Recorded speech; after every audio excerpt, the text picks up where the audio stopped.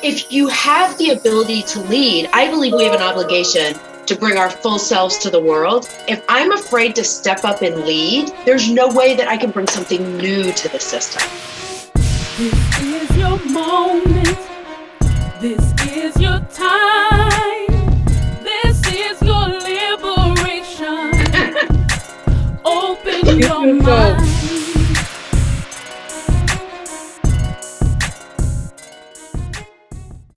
What's up, everybody, and welcome to the Liberashun Podcast. I'm Dr. CI. On this episode, we are going to be talking to Deanna. Deanna is a person who is talking about being her whole and authentic self and really showing up at the table. Deanna is our first guest on the Liberashun Podcast, and I'm super excited for you to see her journey as we talk about a liberating moment in her life. Hey, Dr. CI, it's Deanna. My issue is that whenever I'm trying to do anything, this inner voice tells me that I'm not doing it right, that I don't know what I'm doing, that I'm dumb, that I don't get it the same way the other people do. It's absolutely debilitating. And what I realize is I had been pretty confident in the past and had a pretty good career trajectory going. I was an executive director early on. I supervised McDonald's public relations account, and then actually took on some even bigger jobs and had some career stumbles. I realized when that happened that in some ways I was a little bit set up. I didn't take care of myself. I just accepted that I didn't know what I was doing. I was sort of a doormat. And now whenever I start getting anywhere near success again, my inner voice just goes on supercharge. I really believe that we're all obligated to bring whatever we can to try to do good in the world. And at this point, it just doesn't even make sense to have such an incredibly negative voice, to always be positive and kind of figuring out where I fit into some sort of case system hierarchy. I'd just like to be able to be free to be me and to do the best work and bring the best that I can to the world. And gosh, if you could help me with that, I would be forever grateful. So y'all check out the episode, like and share, subscribe to the channel, and then make sure to show us some love in the comments and tell us what you think about Deanna's story. We look forward to reading your data. Talk soon. Welcome to Liberashun. I'm Dr. CI, the host and the founder of this show. This show is about your freedom. So what we do is we meet with everyday people who have different moments or challenges in their life that they'd like to liberate themselves from. Our guest today is Deanna, and we're going to go on a journey with her of liberation. Deanna, are you ready? Yes, I'm ready. It's like a roller coaster. I'm ready. Beautiful, beautiful. So on Liberation, we go through 5 steps. We do a bit of information where we learn about our guest. We do confrontation where they confront their biggest challenge. We do manifestation where they become the person that they'd like to be. Then we do liberation, which is what is it that you want to say to the person that you are in the process of becoming? And then we do a celebration to celebrate the first step in your new journey to becoming your authentic self or increasing the authenticity in your life. Now, to begin our journey, we're going to let Deanna introduce herself. And the goal of the introduction is not like you would introduce yourself in a job interview when they say, tell me a little bit about yourself. Deanna, we want to know, who are you? What is it that you want our audience to know? Thank you, Dr. CI. So, my name's Deanna. I am a marketer, an interculturalist, a writer, and a fitness instructor. And all those things are really important because they look at how I look at the world. I look at how we all communicate with each other and connect with each other, whether it's through writing or even interpretive aerobics. It's also really important for people to know at my age that I can do a perfect cartwheel. And I've had back surgery, I've had breast cancer, I've been through so much, and still it's just that I'm looking to the future. You have had such an amazing journey and so many experiences, and I am looking forward to diving more into those with you as we go through your liberation. So I'm interested to tell us a little bit about what is the thing that you are here to confront? What is your challenge or experience or moment that you want to share with us that you are ready to do some liberation for? Well, so I think it's important to talk about how you and I came to this moment, because you were on my show, Intercultural Spark, which is probably finding people to do what I wish I could, which is to really connect with that Spartan side of you and don't let it shine as bright as it can into the world. And you may recall that you dropped an F-bomb on my show, ma'am. And you said, oh my gosh, are we allowed to cuss? And it was that moment where I was like, oh, well, wait, it's a family show. And I'm like, wait, no, it's not a family show. And then I realized it was my decision. It was my show. That's like, right. I could have decided if we were allowed to cuss or not. And we ended up not cussing. And you said, that's really interesting. And it got on that whole idea of, how do we be ourselves versus how do we behave as we expect other people, as we think other people expect us to behave.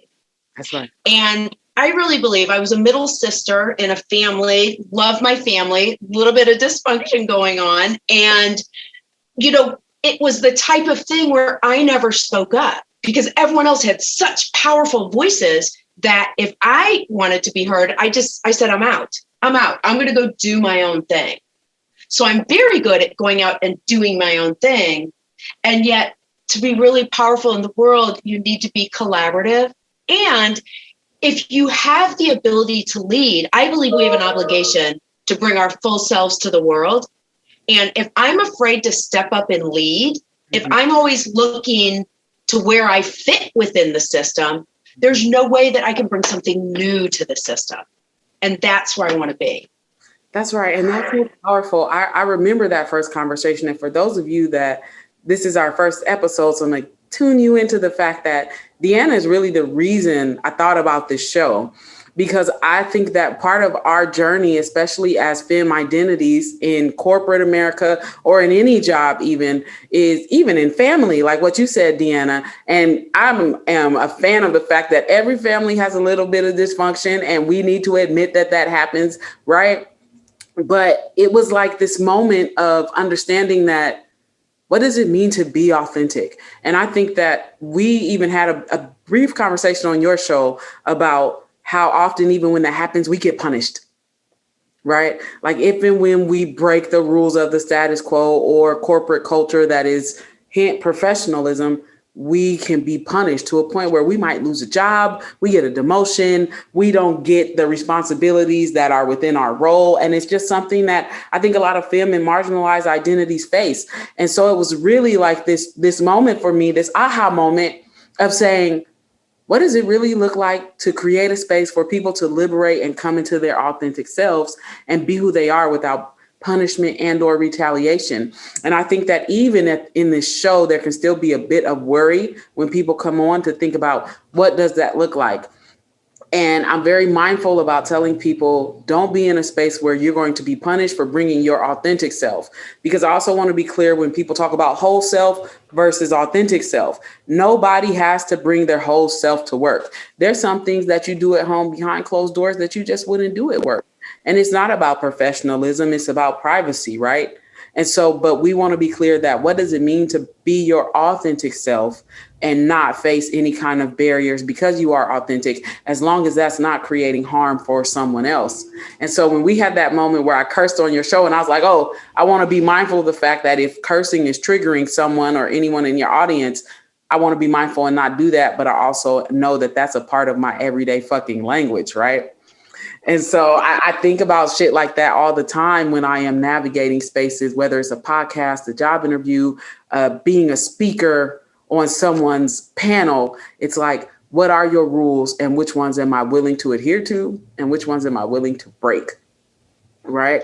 And so I want to create space as you think about that. You share some amazing experiences with me on your show, Intercultural Talk, about just the journey of thinking about why you don't curse. I would love for you to share a little bit about some of the things that you share with me on your show about your journey in corporate America, if you're comfortable doing that, and telling us about how you really reflected in that moment on all those things, because it happened so quickly, but it was so powerful. So I probably looked like a deer in the headlight because it was all those things where your mind is going, ding, ding, ding, ding, ding, ding, ding, ding, and you're not sure what's going to come out. And I'm always one to start with the punchline. So I am going to start at the the end and come back, which is, I told you, there's a phrase that I made it up. My favorite quote is mine, which is actually sort of reflective of me. But it's resilience runs in my family. My mom died once, and even that didn't kill her. Wow. And I love that. She actually did die and was resuscitated in 1987. But I look at, there's so many things about myself that I hide, and yet I feel like my true self is this really resilient, can I say it? Amazing person. Oh, yeah. And I'm going to have to be embarrassed about that. Don't be. I've had amazing jobs. Like I'm the one who brought the dinosaur into the airport at O'Hare. Like that was an amazing job. So I've had big visible jobs. I've also shot for the stars, and I've been fired twice from really big jobs. You know, and I've heard the phrase that if like you shoot for the stars, you'll never come up with handfuls of dirt. But one of the things now, just reflecting on why and how that happens, is that I am able to shine for that moment and convince you that I'm all about the business. But then I wasn't able to stay behind it, because once I was into that position, I suddenly felt like I had to modify and mold myself to fit what was needed. So I would have really good ideas. I would see problems, but I would think I was doing it wrong. And so then I would look to others. I would ask everyone and their mother what I should do, as opposed to sort of trusting my gut or building those partners and relationships where I could actually succeed. Yes. You know, and the other one in corporate America too, when you have a job, when you have a role as a leader, you have to live that role. Yes. I heard someone talking the other day that they said when someone is a leader and they're uncomfortable being a leader, they tend to be like, oh no, we're all one big family. It doesn't work. It actually makes your staff feel unsafe. That's right. And I didn't realize that. You know, I was confusing, let's say, diversity, equity, inclusion, like everyone's got a voice, we're all together. I was confusing that, I think, even with, but you're a leader and a leader needs to lead. Yes. Yes. And so, Cheryl, that's actually, how do you, that's really my question. How do you break through all those voices? I told you I have this awful, she is so mean. I've named her, I've changed her name. I've written letters to her. I swat her off my shoulders. My inner voice, she's terrible. Yes. If anyone was that mean to you, like they would be arrested for child abuse, actually, if that was like a literal voice. She needs to stop. She needs to stop telling me I'm wrong, that I don't get it. That's really, I guess, what I'm hoping to liberate myself from, is to trust that I do. Now I'm going to cuss. That I do know some shit. I have been around the track a few times. Yeah. And I'll share one more story, because I think this came up when we were talking on the show, is that there was a time at one of the positions that I was in, one of the fired ones, where I was talking to someone and she knew everything that was going on at the agency. I was the head of marketing for everything, and she knew everything going on at the agency. I was like, oh my God, how do you know all that? And she's like, I read all the stuff you send out. And so it made me realize it's like I was producing, but actually not connecting. It's like I wasn't synthesizing all that I was learning and doing. And yet any experience that we've had is our experience. No one can take your own lived experience away from you. Yeah. And that's the thing. So even in corporate America, of saying, I believe this, we've usually gotten to those beliefs through lived experience, through knowledge, through lived experience. So it's not just willy-nilly and they've got it right. No, this is how I came to this conclusion. We may not go this direction, but there's nothing gained by actually waiting for someone else to come up with a solution. In fact, not only is there nothing gained, there's huge lost opportunities of possibility. Yes, I agree. And I think what you said is something that everyone in our audience is really going to feel. Many of the things that you said, especially about the little voice in your head that tells you you're not good enough to do something. And I remember when I first started my own transformation of becoming Dr. CI, I heard that voice and I was like, where the fuck did you come from? And I was like, and why are you so mean to me? And I realized over time, as I've done meditation and a lot of spiritual work, that little voice is a collection of things people have said to me that I internalized. And so I think part of my own journey, and it may be relevant to you and it may not, is confronting that voice. I'm like, who do I really want to become to shut you up? Like, what are the things that you're telling me? How do I completely do the opposite of all those things? And that's still a work in progress, because sometimes I feel like there's multiple voices up there saying something to me. And I'm like, which one do I listen to? Do you remember Looney Tunes? When Bugs Bunny they are contemplating whether or not they should do something good or bad, and you had the good. Oh, right. You've got like the good one and the angel and the, right. The devil on either side. And you're like, who do I listen to in this moment? Because I'll be very honest with people. Sometimes you need both, right? Sometimes you need one or the other. And I never really acknowledged that, because I always thought of this, the devil that was on this side is evil. And I'm not talking about worshiping the devil, y'all. Just so you know, that's not my intent.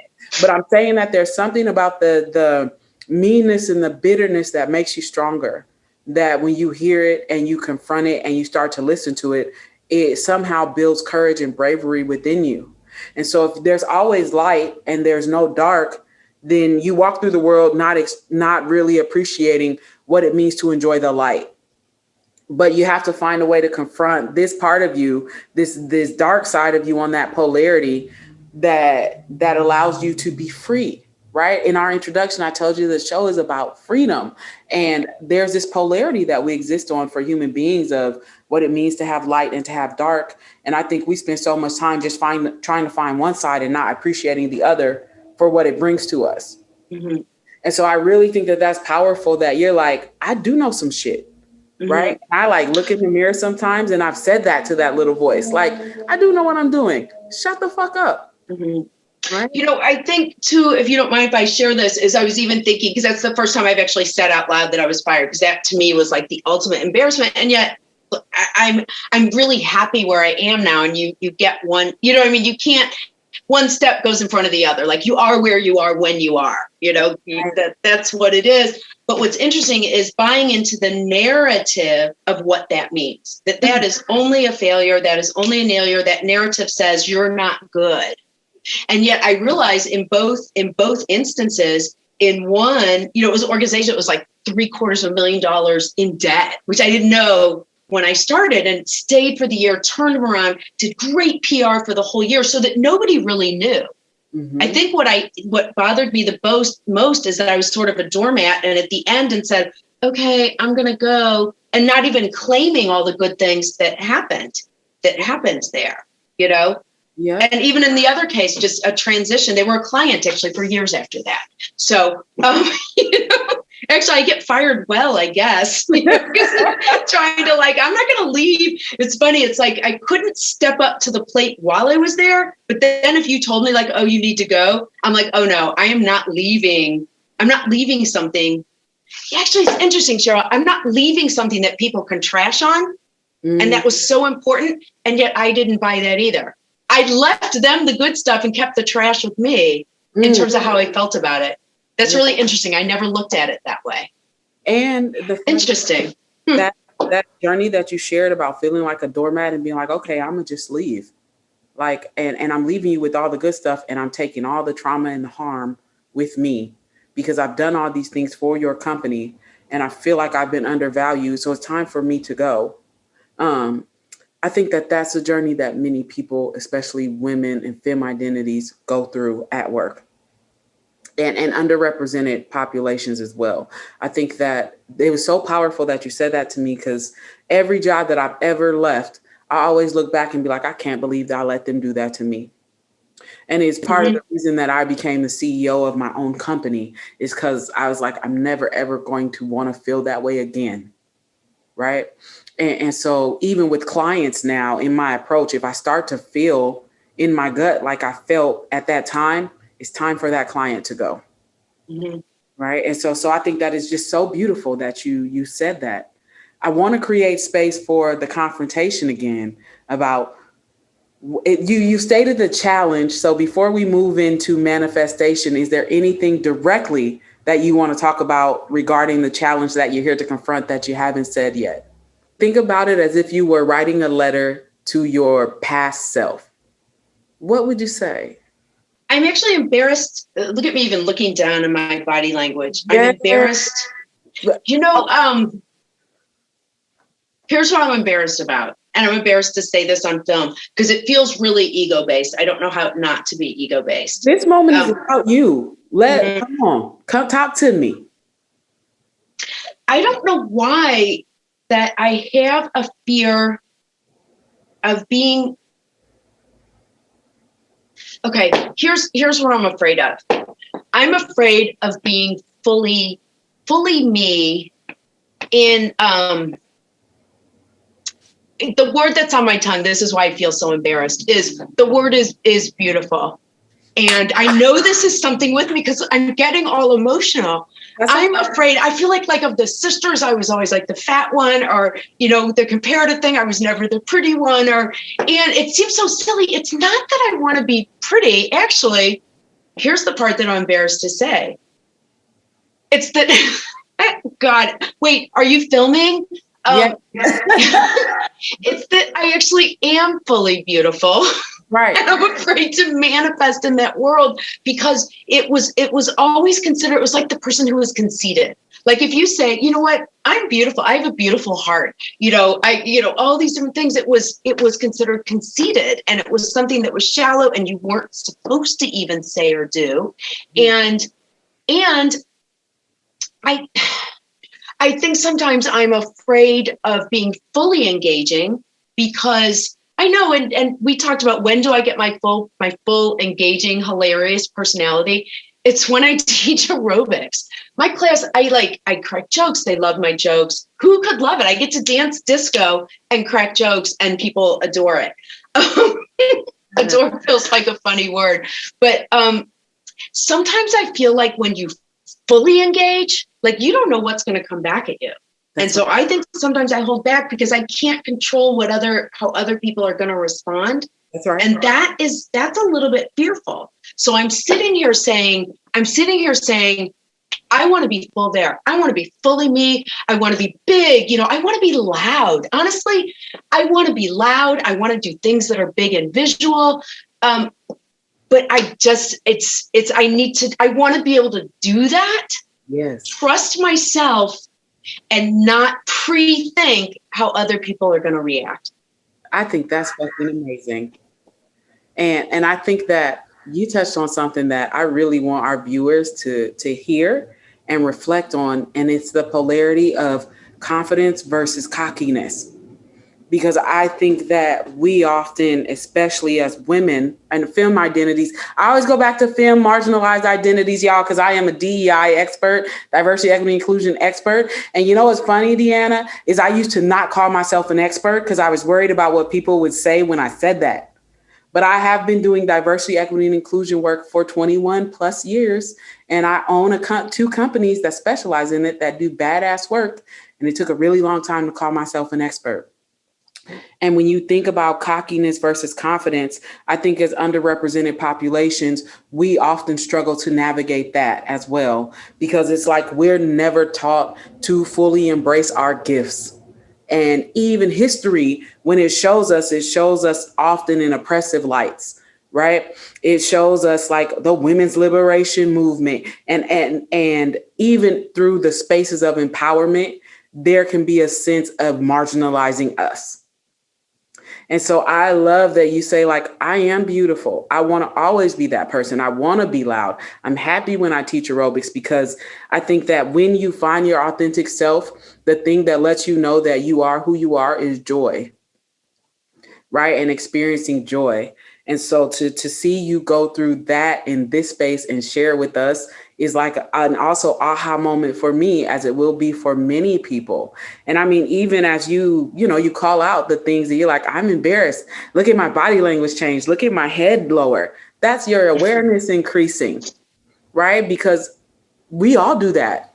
And so I think that people need more of a space to be able to share in that, because when they see the way that you're sharing your journey, it is going to inspire someone else to do the same. And so I am sending some gratitude and some love to you because I see you navigating that journey in this moment. Thank you. I'm letting it. That's one thing I've learned to accept it, to accept when people give a compliment as opposed to deflect it. Yes. You know? Yes. The next step. I do like the idea too of I've always tried so hard. Like I can imagine, my voice at one point was like my 10-year-old self. So I would hold her. We became friends. Then I turned her into like this, tough kind of cocky woman. Yeah, the cockiness.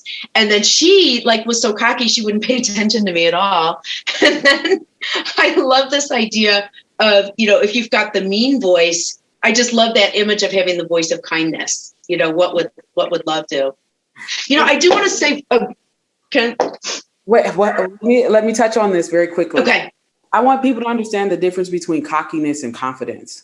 Mm-hmm. So cockiness is using your journey of awareness to self-love to harm others. So think about all the things that you love about yourself and using that to minimize someone else. That's cockiness. Confidence is experiencing self-love in a way where you celebrate you without causing indirect or direct harm to anyone else. So understand the difference between cockiness and confidence is that they both are a celebration of self. One is used for harm, one is used for the purpose of love.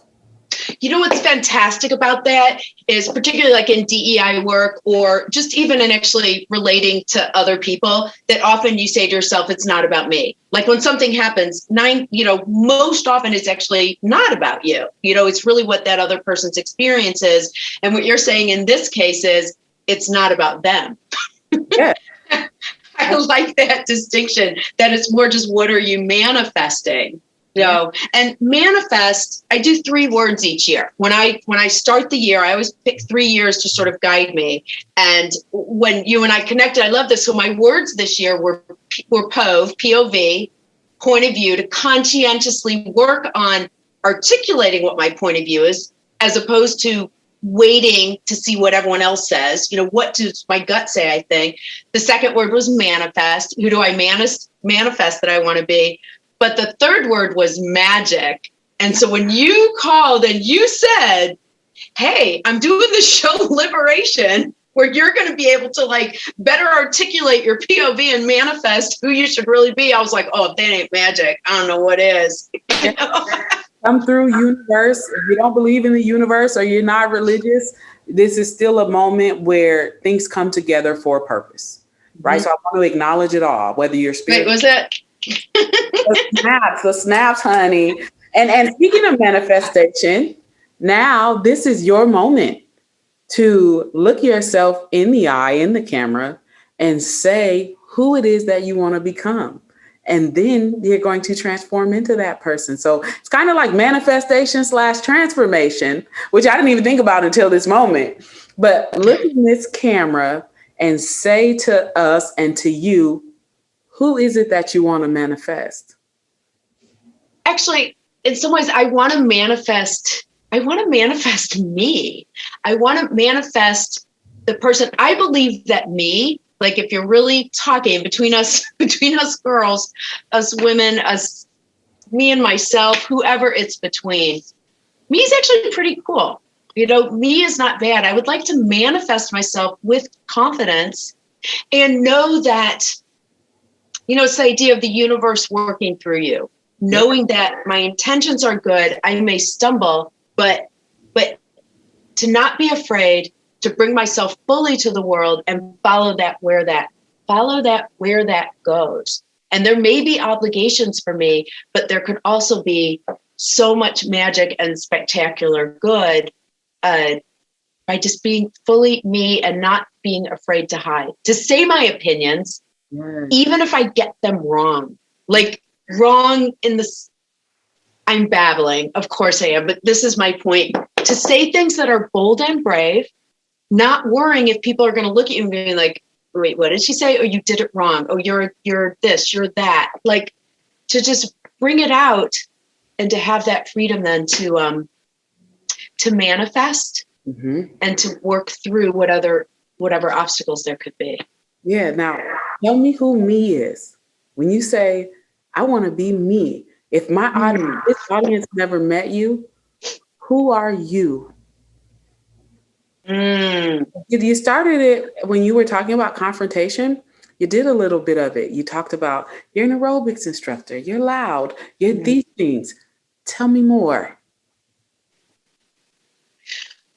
So this also goes back to, this is so interesting. Here's where if you had the thought bubbles going on at the same time. I actually believe I'm a person full of joy.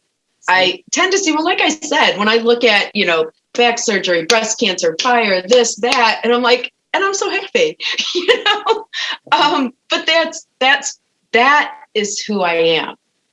I feel like there's a joy in life, and it's bringing that joy. It's navigating. How do you bring the joy and empathy at the same time? Because there is a lot of crap in the world. I mean, people might even take a lot of the stuff that I've been through as crap or as hard. And so some of it is that attitude, but how do you bring that joy? How do you spark joy in others? That would be my goal, is that, even when people come to my show, people at the end will often say, God, that was really fun. Well, if someone could come to my house and have fun, I like to throw fun parties. I'd like to do big events with my marketing. I want things that make people laugh, that make people feel joy, because life can be hard. And that momentary joy, making people laugh, is really important. And with the work that I do, Cheryl, so intercultural talk, I work a lot with people who are pursuing their own dreams. And a lot of them are non-digital natives. So it's people who feel like they don't fit in this world anymore because everything's changed so much. So the fact that I can work with people, I can stay 10 minutes ahead of them on technology, but the fact that I can help someone who has their big idea that they know the world needs. It's so funny. It's like the cobbler who doesn't have shoes. I help people really achieve that goal and that mission that they want to do in life. Yes. That's what I would like to be able to do for myself, or to bring that energy and that joy to people unapologetically. Yes. One doesn't negate the other. One person's happiness doesn't negate another person's sadness. The two, they can coexist. That facts. They can coexist. And even within people, you have ups and downs. The person that I want to show to the world is the one that is joyful. Yeah. Because I think the world needs more joy too. Maybe that's simplistic, but it's, how you spark that through everything that you do. And one other thing I would say, you asked, like, who am I? And I don't want to verge over into going into a list of what I do to justify my existence. Exactly. That's where I want to be. I want to be careful about that. But if you give me a set of circumstances, I'm going to figure out a way to do it. I am extremely resilient and powerful and empowered, because whatever you present me with, I have a very big growth outlook, meaning that, okay, if these are my circumstances, I'll give you an example. You have breast cancer. I'm like, all right, well, give me a little reduction, a little lift. Let me have the best boobs I can have. You give me the stuff, I'm going to turn it around and move forward with something stronger. That's right. And I want to talk about that. The fact that you've overcome breast cancer, that is no easy fucking feat, right? So there's this light to you. There's this joy to you. There's this loudness to you. There's this resilience to you. There's this ability to critical think to you that, I can just see flourishing in our conversation. And so now we're going to move into the segment of really becoming that person. This is your manifestation moment. So what we're going to do is pause here, and I'm going to give you the space to go become the person that you want to be. And then we're going to come back and do your liberation moment and celebrate you. How's that sound? Yay, that sounds great. I'm ready. Right. You got 10 minutes. I'm going to go grab my stuff to get ready to celebrate with you. And then we're going to come back and do this thing. fantastic. I can't wait. All right. See you in a second. Okay. Bye.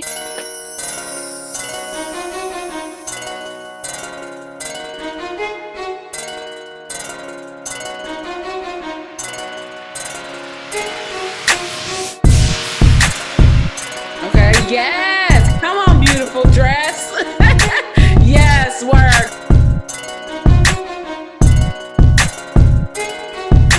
Beautiful, beautiful. And you just naturally work it. Now is your moment to tell this person. You talked a little bit about sustainability. I want you to tell this person how you want her to act moving forward. Say to yourself, your future self, what it is that you want yourself to hear as you become the person that you want to be and make it sustainable. What do you want her to do? Tell her what you want her to do. Deanna, I want you to walk into every room, every meeting, like you're in your gown with your favorite gold slippers and your sparkly toes. And you know, I brought everything with me. So it's like bringing together like generations of releasing any sort of shame or anything. I've got my grandma's wedding ring, my other grandma's ring, a ring from my parents, watches from my two grandpas that did amazing things in this country. So all of us together, I am the culmination. Oh my God, I am the culmination of every single person who has come before to bring me to this moment in time. That is so powerful. You absolutely, positively need to bring it to every place you go and not be afraid of bringing your full presence to where you are. And know that in your heart, it's not about cockiness, it's about confidence. And it's about, I'm here, I am fully here, I am here to serve, and I am here to make things happen. That is fucking fantastic. I love it. I love it. Is there anything else before we move into celebration? But I think, gosh, that's so powerful and how symbolic even it is with the jewelry that you're wearing. And it's a moment where I want our audience to recognize that becoming your authentic and whole self sustainably is always a work in progress, because as you learn, you evolve. And as you evolve, new things will come into fruition. And just when you think that you're done and you become the person you want to be, you grow a little more. So grant yourself some grace, because one, you are fabulous. You look fabulous. And I love the way you're sharing your journey with us here today. You know, I think it's about, and I will stand up, it's that idea when in doubt to do your power pose, you know, the hands on the hips, the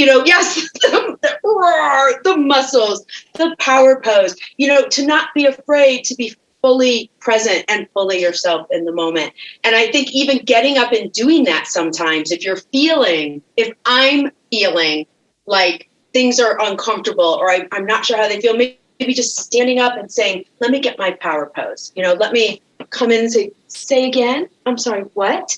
You know, to be like, to use my inquisitiveness and power to express, you know, to share if there's ambiguity. Nobody knows everything, but don't be afraid to share what you do know. That's right. And don't make anybody let you think what you do know is not relevant. Mm-hmm. It's your experience. It's your frame of reference. And of course, there are things that we experience that are only limited to us. And we want to make sure we don't enforce that on other people, but know that your experience is your experience. And for those of you who are watching that are navigating in that space, meet someone from your frame of reference with openness. Mm-hmm. And it goes back to show you being a DEI expert.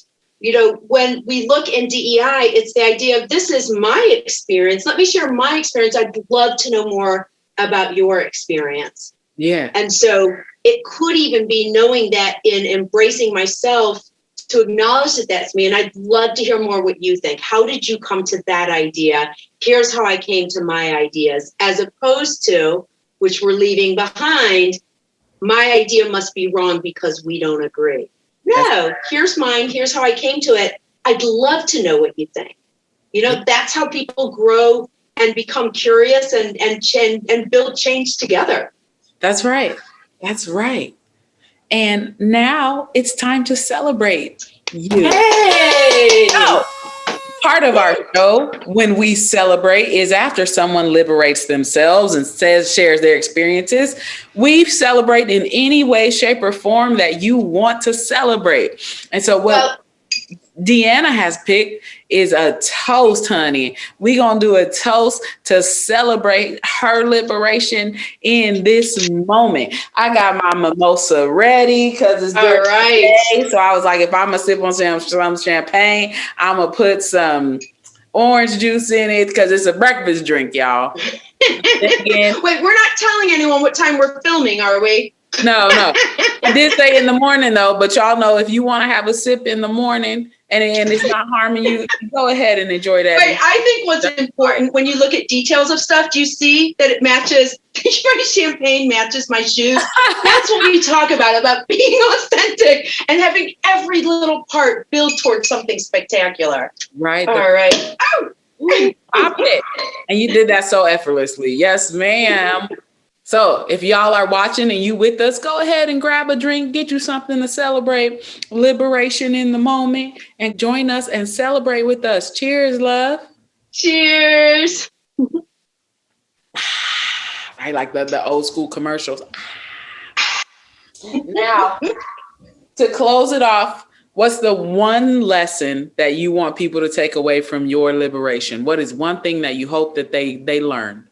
You know, one thing that I've learned that I'd like to live, it goes back to a quote that I have, the idea of that don't be afraid to let yourself shine. That when you shine, you give permission to others around you to shine.